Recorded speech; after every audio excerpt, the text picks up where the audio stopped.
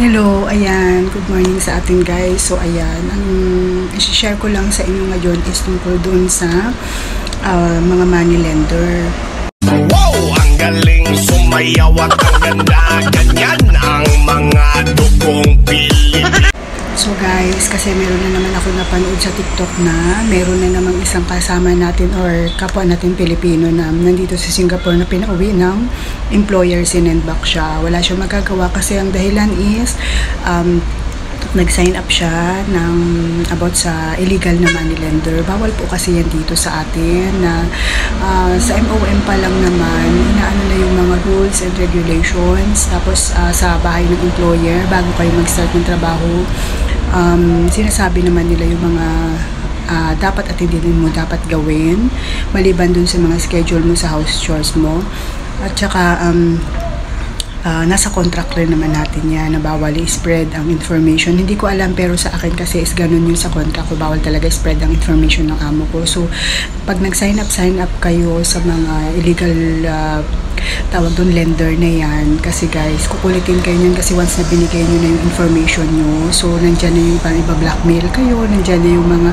mga matutuliro talaga kayo, at saka pinaka-worst nyan is pag nalaman ng employer nyo. So yun guys, meron tayo isang kababayan, ayan, so sana maging aral ito sa atin lahat.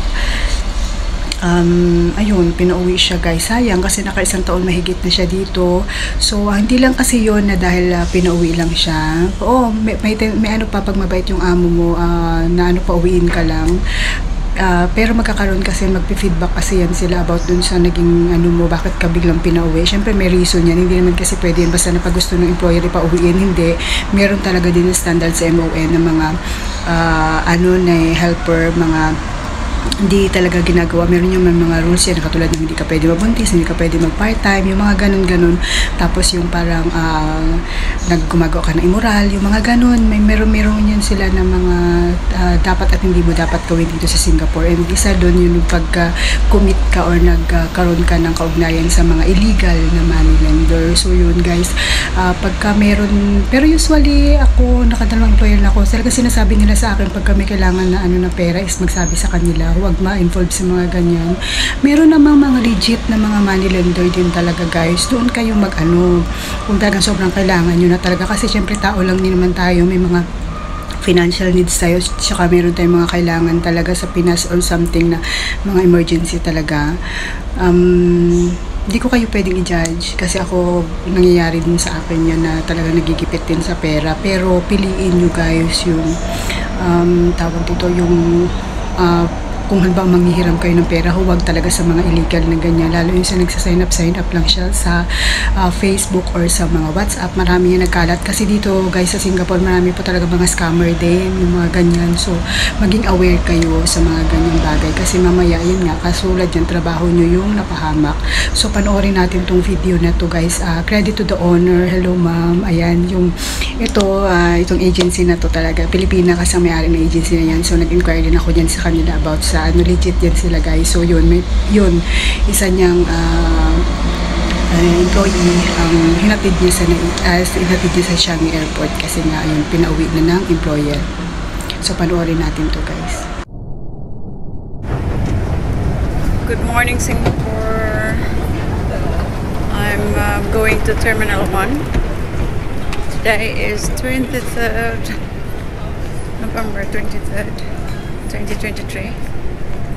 I'm sending one of my girl back to Philippines. Unfortunately, because nagmoney-lender kasi siya. She, despite the employer niya ay super mabait, she's working na for more than 1 year, dapat almost 2 years na. Talagang malapit na siya mag 2 years. Unsay nahitabo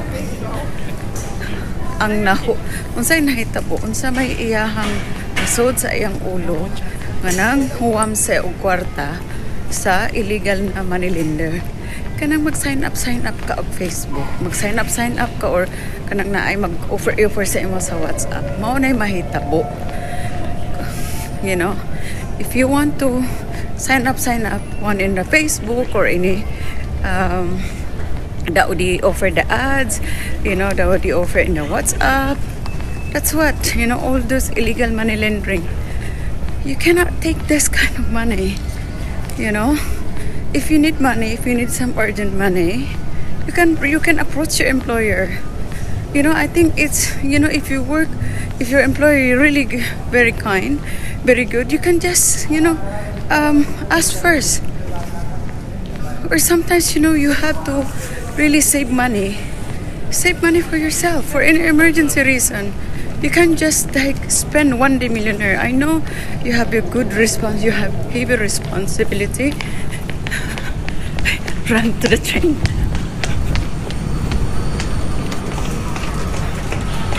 Unfortunately, you have to stop doing the money laundering. Otherwise,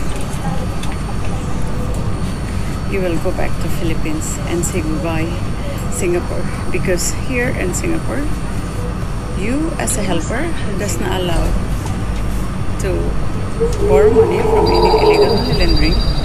And Yun guys, ano po na wag na lang tayo ma-involve sa mga ganyang bagay, lalo yan sa mga marami kasi nagkalat dito yung mga lending ng mga illegal. So yun, parang walang pinagkaiba yan sa mga scammer. So yun guys, kung is mahalin natin yung trabaho natin. So yun lang guys, bye bye.